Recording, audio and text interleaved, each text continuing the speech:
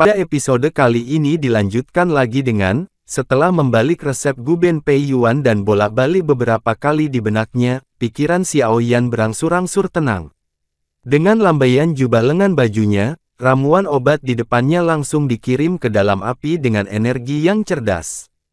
Di dalam tripod obat, Xiao Yan tidak bisa menahan diri untuk tidak menggigil.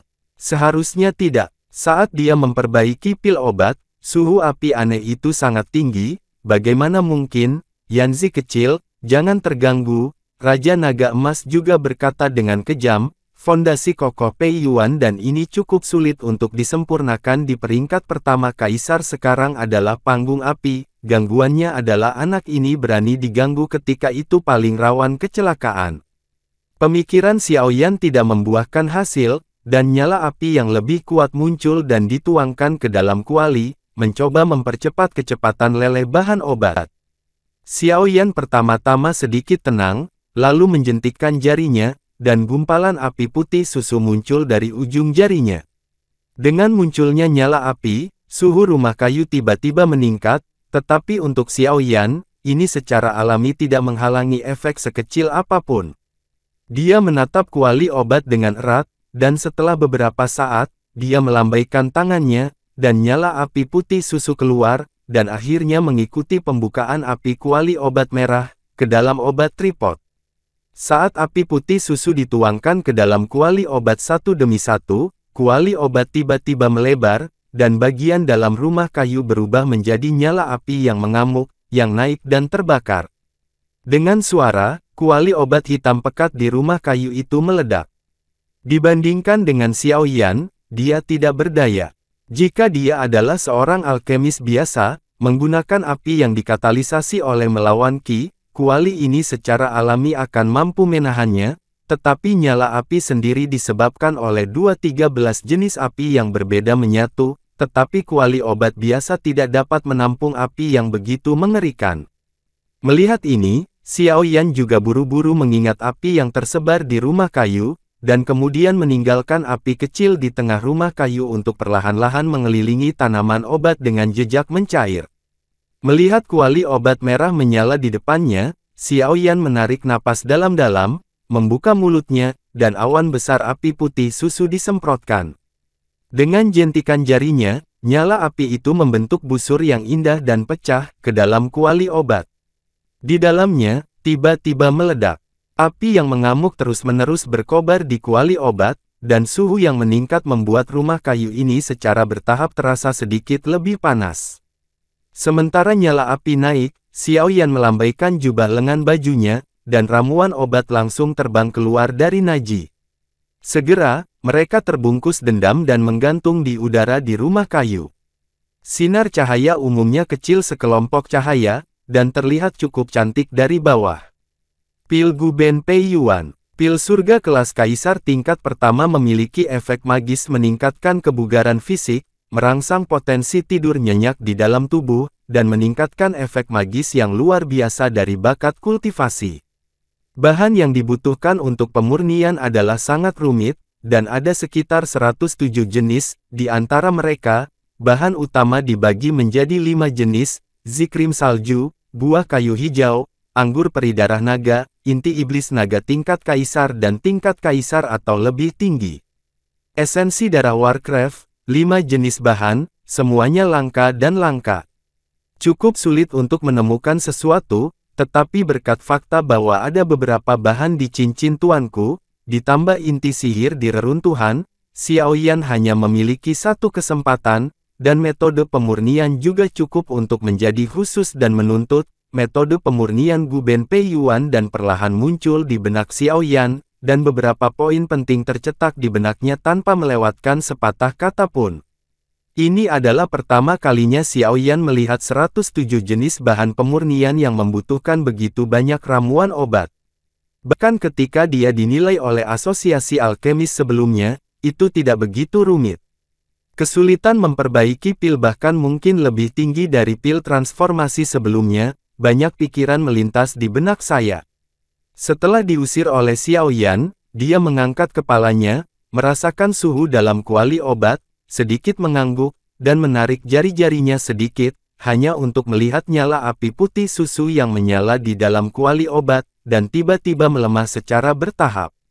Matanya tertuju pada kuali obat. Setelah beberapa saat, Xiaoyan menggerakkan jari-jarinya, dan seberkas cahaya masuk, yang segera berubah menjadi Ganoderma lucidum putih susu dan mendarat di tangannya. Segera setelah Ganoderma lucidum ini muncul, ia dipenuhi dengan aura es yang kuat, dan dalam cuaca sedingin es ini, fluktuasi energi yang agak murni bisa dirasakan samar-samar. Ini adalah salah satu bahan utama untuk menyempurnakan Guben Pei Yuan dan krim salju Zi, yang juga cukup sulit untuk dibentuk, setidaknya di tempat yang sangat dingin, dimungkinkan untuk menembus tanah di tanah es dan salju. Xiaoyan dengan lembut menggosok permukaan krim salju dengan jari-jarinya. Merasakan sedikit energi dingin dan murni yang terkandung di dalamnya, dia menghela nafas lega, menjentikkan jarinya, dan Sue Gaozi berubah menjadi cahaya merah dan dilemparkan ke dalam kuali obat. Dengan masukan Sue Gaozi, api putih susu yang tidak aktif di kuali obat tiba-tiba melonjak seperti serigala lapar, menelan satu gigitan. Sama seperti api menelan krim salju Zi, Xiaoyan menjentikkan dengan 10 jarinya, hanya untuk melihat banyak titik cahaya melayang di udara, segera membagi hampir 10, dan memasukkan semuanya ke dalam kuali obat dari ujung ke ujung, tanpa ragu-ragu. Ke dalam api, Sue Gaozi secara alami dingin, dan itu akan mati ketika menyentuh api. Jika Anda ingin memadamkan cairan obat di dalamnya, ia harus memiliki obat lain untuk menetralkan dinginnya, dan kuali obat sebelumnya dimasukkan ke dalamnya.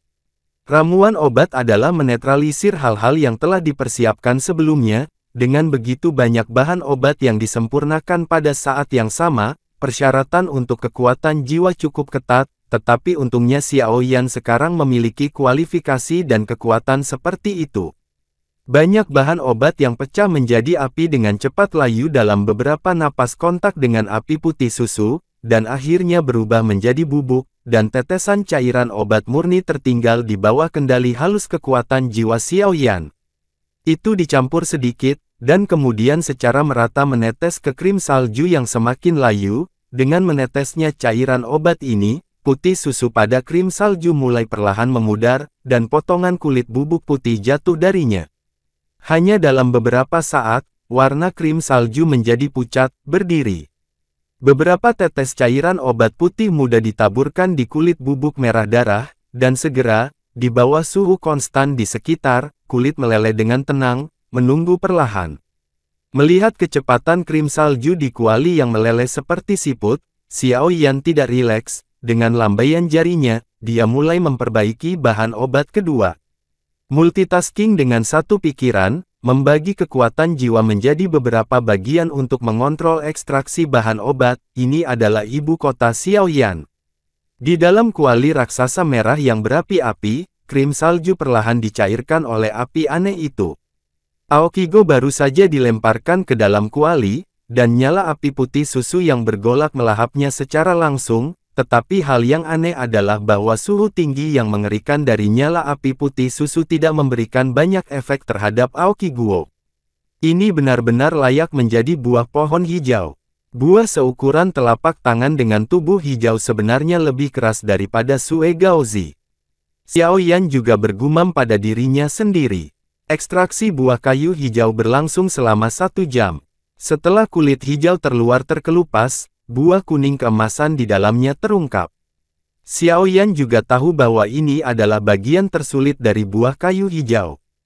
Tingkatkan intensitas api tripod obat dibagi menjadi 2 bagian dunia, Zi krim salju dan buah kayu hijau masing-masing dibungkus api dan perlahan mencair.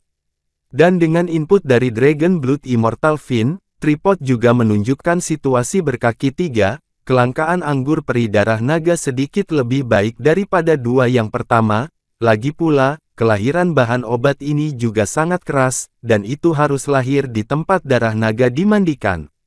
Begitu anggur darah naga memasuki kuali, itu dikelilingi oleh api yang mengamuk, dan kemudian Xiaoyan melambaikan tangannya, dan beberapa bahan obat juga dilemparkan ke dalam kuali. Kekuatan anggur darah naga terlalu mendominasi, itu harus netralkan dengan bahan obat lain, jika tidak pil akan hancur ketika menjadi pil.